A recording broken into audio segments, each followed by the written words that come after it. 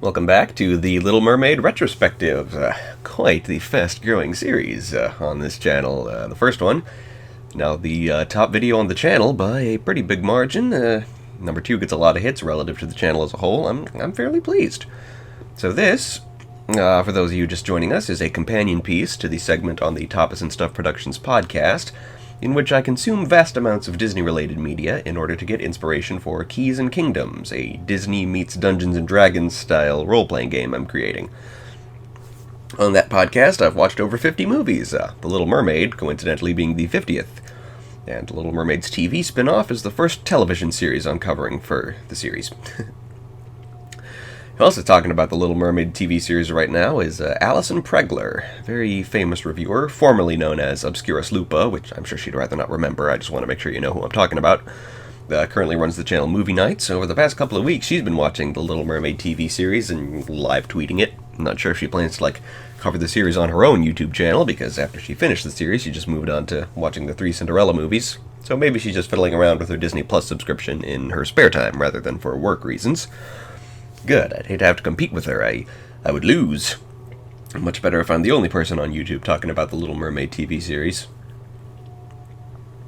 So today we're starting with episode 9, The Evil Manta. I remember that guy. Classic villain. Not sure whether or not I've seen his debut episode. Let's find out. We open on some kind of celebration in Atlantica, complete with underwater fireworks. Sure, why the fuck not? Many of the musicians and dancers from the film's Under the Sea number appear. That's a nice touch. Triton and Sebastian and Urchin are off to watch a turtle race, and Triton remarks, "What would Atlantica be without fun and games and music and art?"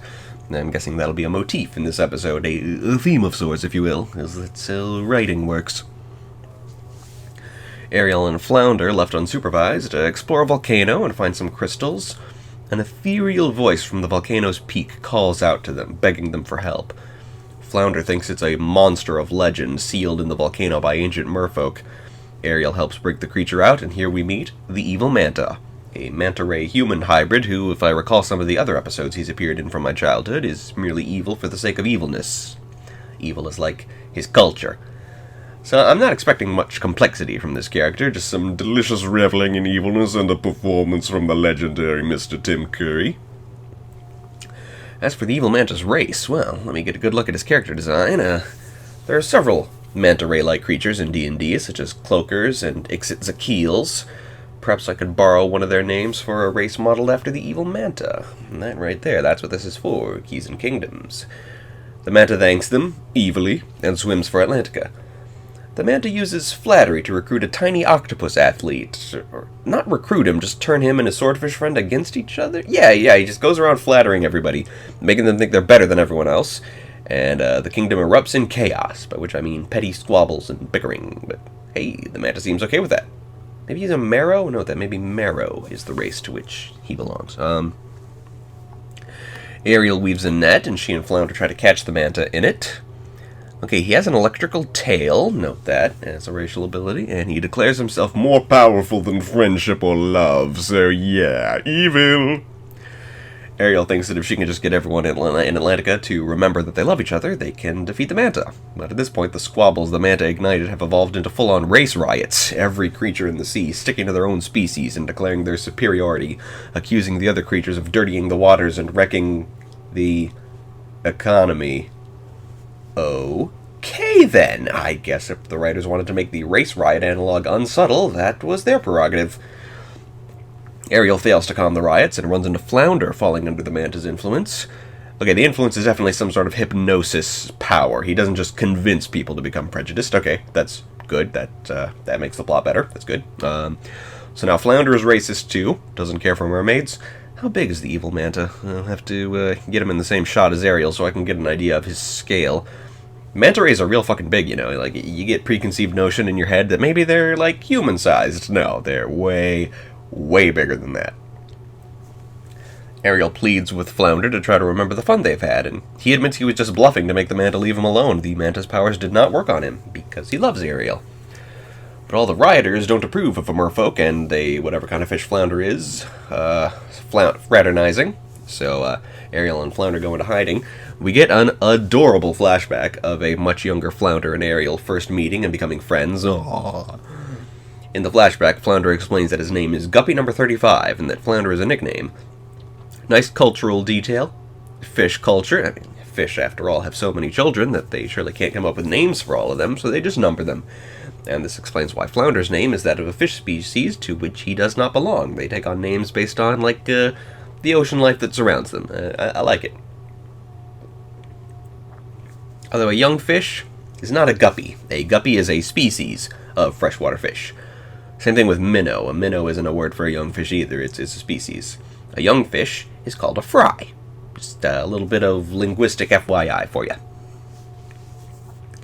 Ariel and Flounder take another shot at calming down the riot. A musical number about everyone's differences being what makes us special and unique and valuable as friends, blah blah blah, yada yada. It works.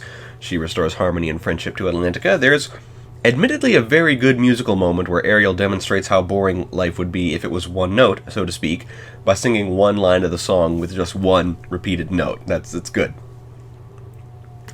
With peace restored, music returns to Atlantica and drives the Manta crazy. And, here he is in the same shot as Ariel. He's real frickin' big. His head is the same size as her entire upper body. Their harmonious music drives the Manta out of Atlantica. He disappears into the sea to be a threat for another day, like in the very next episode, for example. Ariel and the citizens of Atlantica agree to tell their descendants to remember the lesson learned today. So that's a no. I've not seen the Manta's debut episode before now, but just did. Voice cast. There were a lot of speaking parts in this episode on account of the race riots, but the only guest actors in this episode, apart from Danny Cooksey as Urchin and Tim Curry as the Manta, are Jesse Corti and Alan Oppenheimer, both VAs I'm familiar with. Didn't recognize them. I think I might have heard Ken Mars as one of the guest characters as well. I just got a feeling that the octopus sounded a lot like Triton. Well, look at that. The Danish, Swedish, and Norwegian dubs of this series are on Disney+. I don't think those languages are available on any other titles I've seen. It's just, The Little Mermaid being a Scandinavian tale, Hans Christian Andersen, they wanted those dubs available. Let me check. What languages are available for, say, the Little Mermaid movie? Okay, it has those 3 languages now, too. Of course, it's March. Disney Plus will have reached Scandinavia by the end of the month in full. Kind of stomps on my point, but I did take notice of the fact that the Little Mermaid series had at least a Danish dub available on Disney Plus, before, I think. I don't remember, and now we'll never know. Okay, let me look at it. Okay, Aladdin has some Scandinavian language dubs, not all of them. But yeah, Disney Plus will have reached Sweden in full by the end of this month. And but then, presumably, every movie will have a Swedish dub, and that might be a good way for me to learn Swedish. I've been dating a Swede for 6 years, and I still only know yes and no and I love you. I gotta learn my honey's native language. Next episode is called Thingamajigger, and I remember this one. It's real funny. It's like a human boot falls into the ocean, and everyone panics, and a number of villains try using it as some sort of super weapon, holding it like a gun and stuff. Let's see if it's as amusing to my adult sensibilities as it was when I was a kid. We open on Ariel and Flounder screwing around like they always do. They see 2 human ships above, a pirate ship and a British ship, shooting at each other. One of the pirates loses his boot in the overly slapsticky battle, and Ariel and Flounder cautiously approach said boot and bring it back to Atlantica, trying to figure out what the item they've dubbed the Thingamajigger does. They consult some fish, one played by Jeff Bennett doing his John Travolta impression, but Triton and Sebastian catch them fiddling with the human artifact and confiscate the Thingamajigger. Some gossipy oysters start talking about the Thingamajigger and how Triton himself is afraid of it. The lobster mobster and the shrimp hear these rumors. A dim-witted sea slug witnesses Sebastian burying the Thingamajigger and digs it up and starts playing with it himself, furthering the rumors about the item. The lobster mobster finds the Thingamajigger, figures it works like a gun or something, and a coincidental cannonball from the sea battle above him convinces him that it is indeed some kind of gun. Ariel, Sebastian, and Flounder, these oysters, they're a constant presence throughout the episode, constantly giving information to everyone around about the whereabouts of the Thingamajigger. So, Ariel, Sebastian, and Flounder swiftly discover that the lobster mobster has it. Ariel and Flounder decide that surfacing to find out how the Thingamajigger works is their only hope. Meanwhile, the evil Manta has heard the rumors about the Thingamajigger and wants it for himself. Ariel swims to the nearest human settlement, where we meet for the first time in the series, Prince Eric. Played here by Jeff Bennett and accompanied by a slightly younger Max, he removes his boots to free a dolphin from a fishing net. Ariel now knows what boots are actually for, and has good reason to believe humans aren't all about killing sea creatures, though she hasn't gotten a good look at Eric's face yet. The Manta takes the Thingamajigger from the lobster. I'm paraphrasing, I'm not telling you how Sebastian is involved in this subplot. I can't recap everything, or you'll have no reason to watch these episodes for yourself.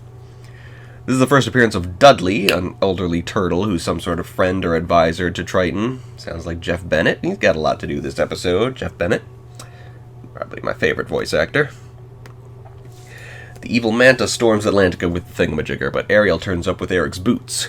Faced with 2 Thingamajiggers and the trident, to his 1 Thingamajigger, the Manta surrenders and flees. Ariel explains what she's learned about Thingamajiggers and what they're really for, and she's in big trouble for making her discoveries about humans. Ariel tucks them away in her secret grotto, beginning her collection of human junk. And that's it. Yeah, pretty amusing. Guest stars, apart from those of established characters, include Mary Kay Bergman and Neil Ross. Nice.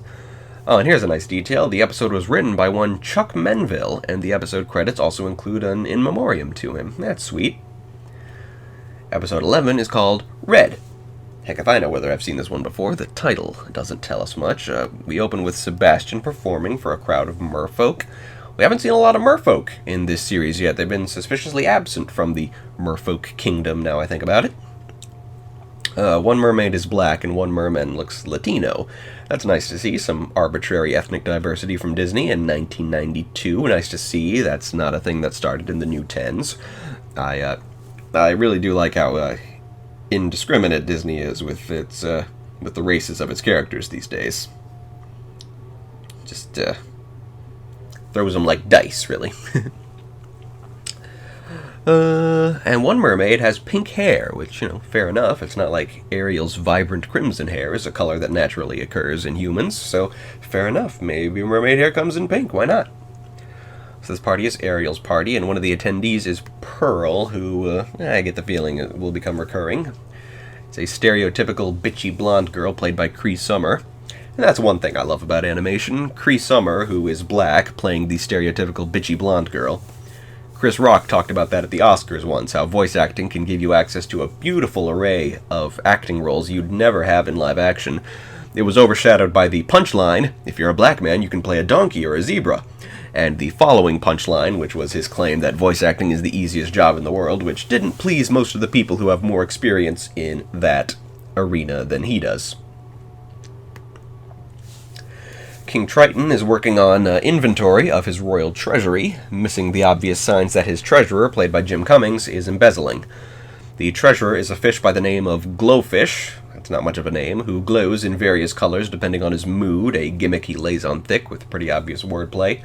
Not sure yet what the plot of this episode is supposed to be. Triton comes to Ariel's party to complain about the noise, so Ariel starts a quieter song and starts dancing with her dad, who throws out his back. The party comes to a premature end as Ariel helps her dad get back to his throne, whilst Pearl shanghais all of Ariel's friends. Pearl rides a squid like it's a motorcycle. Sure, that works. Triton feels his age, and Ariel feels sorry for him. Glowfish recommends someone who might be able to help Triton with it. Is it Ursula? No, it's not Ursula. Who the frickety-frack is this? Glowfish goes to his contact, some floaty human face whose name is not given in this scene. Sounds like Kath Susi, is it? Gives him a diamond called the Youth Stone, along with a magic flute, which will help them both with their respective evil schemes. Glowfish gives the Youth Stone to Ariel, who gives it to Triton. Glowfish plays the magic flute, and Triton turns into a little boy, now played by some little boy. He's lost all his memories of being King Triton, and calls himself Red. Upon learning he's King of Atlantica, he starts playing around. Ariel and Sebastian freak out and try to tame the mischievous young king, and Glowfish starts stealing more from the unsupervised treasury. Ariel finds herself having to mother young Red, and gets just as frustrated as Triton often gets with her, keenly aware of how much she's starting to sound like him in her concern for his safety. Shark attack scene, because peril. Haven't had as much of that gratuitous peril in this batch of episodes as in the previous one. Red finally runs himself to exhaustion, and they confront Glowfish. Glowfish takes them to his supplier, who he's identified as the Sorceress and the Lady in the Cave. I'm guessing we won't get a name. He bluffs that he didn't expect this to happen. Takes them to the cave. The sorceress takes the trident from Red, freeing herself from the cave just as the youth spell wears off and King Triton is back to his normal self. Triton now remembers the wicked sorceress, who tries to figure out how to work the trident, only for Triton to effortlessly summon it back to his own hand. Glowfish flees into the wilderness, and the heroes return home to Atlantica as the sorceress swears revenge. I don't remember her. I'm not sure if she appears again, but her revenge swearing certainly makes it seem like they want her to be recurring. Okay, cast list. No Kath Soucie. I guess the sorceress was Linda Gary. And Red was Whit Hertford. Okay. He played the unimpressed with velociraptors little boy from the beginning of Jurassic Park, and he's done a lot of voice work, both as a child and afterwards. And our final episode of the day, episode 12, Beached. I don't remember what this episode is about, but I've definitely seen it. I remember the title. It introduces the concept of being beached, the merfolk equivalent of being grounded, which recurs in later episodes. This will be the first episode to heavily feature one of Ariel's sisters, in this case Arista, the fifth of the seven daughters of Triton, the blonde one who wears red, played by Mary Kay Bergman here in the series.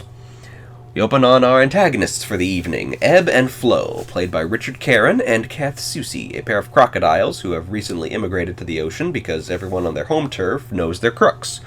So I guess that's their motivation, being crooks. Apart from weak villainous motivation, there's two things bugging me here. One, creatures who breathe air shouldn't be able to talk underwater. You need breath to talk. That kind of takes me out of the movie. But secondly, these crocodiles don't swim. They walk along the ocean floor, and I remember this. I remember this episode now. It's a plot point that they can't swim.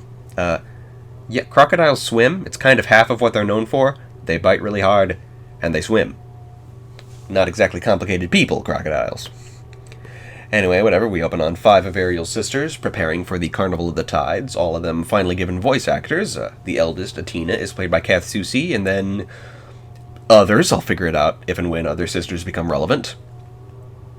Oh, and this scene confirms that they do in fact have mirrors in this room, so Ariel being fascinated by a human mirror back in the Charm Bracelet episode makes no goddamn sense. The crocodiles are planning to ransack the castle whilst the entire royal family are away at the carnival. But Ariel and Arista get into a big fight over a hair comb that Ariel stole from Arista, resulting in the duo being beached, forced to stay at the castle instead of going to the carnival. Is this episode a shout-out to Home Alone? It's a shout-out to Home Alone, isn't it? So, Ariel and Arista are forced to stay home instead of going to the carnival, and are mad at each other. Urchin and Flounder say goodbye to Ariel before heading to the carnival themselves, which doesn't make her feel better. Sebastian is forced to stay behind and supervise. Well, that's just cruel. Ariel and Arista quickly make amends when they see the crocs trying to break in. Or evidently gators. They're gators, according to the dialogue. Fair enough. Ariel dumps some pâté over the gators, attracting a swarm of tiny, snapping clams that drive the gators away. Preparing for the gators to return, the two sisters send Sebastian to get Triton while they prepare the castle for the gators' next assault. Yep, they're home aloneing it. And yeah, their strategy relies on the fact that merfolk can swim and the gators can't. Yeah, that's not exactly a brilliant tactical observation when you're underwater. Swimming is kind of an asset underwater. And alligators can, in fact, swim. Why did the writers make it so they can't swim? Anyway, the gators capture Sebastian before he can reach Triton and prepare their assault with a human-scavenged fishing net and harpoons. I suppose, if I'm returning myself to Keys and Kingdoms mode, there could be an aquatic race of crocodilians with a criminal culture that don't actually swim. And yeah, they scavenge human nautical gear.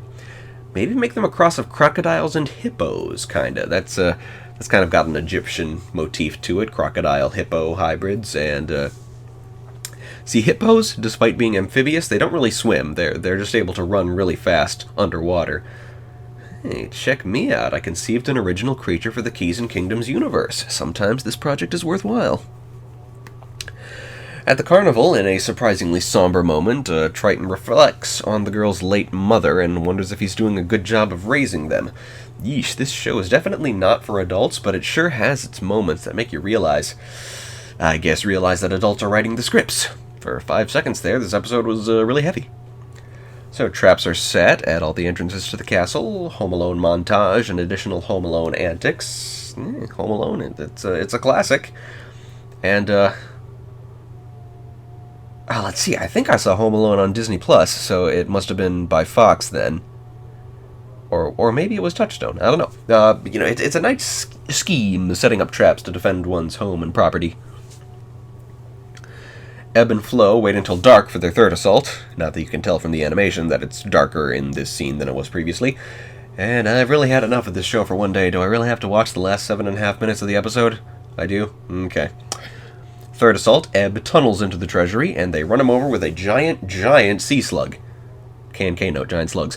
And more traps, more chases. It ain't a bad episode. The Gators are good antagonists. They're very funny. They're like if the Wet Bandits were a lovey-dovey married couple. And Flo does have a good moment where she gets in Ariel and Arista's faces and declares, "We bottom dwellers know how to bounce back." That's a great line for establishing a criminal's motivation. Well done. Well done, writer of this episode. Their final weapon against the Gators, a cannonball scavenged from a human ship. Triton returns and confronts them about all the traps they've set. While he's relieved that they've saved the castle from Gators, he feels they've had a bit too much fun with it, so they're assigned to clean up the mess they've made after they return from the carnival. Well, that's a bit of a mixed message. I guess I'd do that if my grounded kids home alone to some criminals. I'd unground them. They earned that.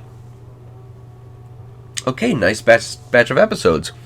Actually included a decent amount of Keys and Kingdoms notes, and I've got to fiddle through my notes, add them to the Keys and Kingdoms stories I'm writing. Next time, it's the final 2 episodes of this show's first season. Thank you. Don't forget to check out the channel's podcast. Maybe start with podcast 38, which is the one where I talk about the Little Mermaid movie, and maybe donate to me on Patreon. Thank you.